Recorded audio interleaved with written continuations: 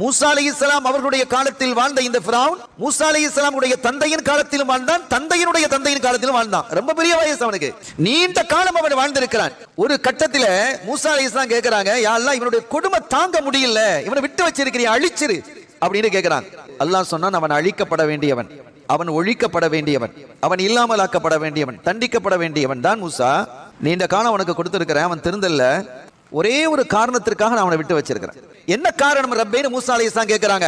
அவன் தன்னுடைய குடும்பத்தை இணைந்து நடக்கிறான், சேர்ந்து நடக்கிறான், குடும்பத்தை பிரிக்கிறது இல்லை என்று அல்லாஹ் சொன்னான். ஸல்லல்லாஹு அலைஹி வஸல்லம் சொன்னாங்க, உங்களுக்கு வயசு நீண்ட காலம் வாழ வேண்டும் என்று விரும்புகிறீர்களா, உங்களுடைய ரிஸ்கை உங்களுடைய செல்வம் அதிகரிக்க வேண்டும் என்று விரும்புகிறீர்களா, யாராவது அப்படி விரும்பினால் ஃபல் யஸில் ரஹிமா, அவன் தன்னுடைய குடும்பத்தை இணைந்து நடக்கட்டும்.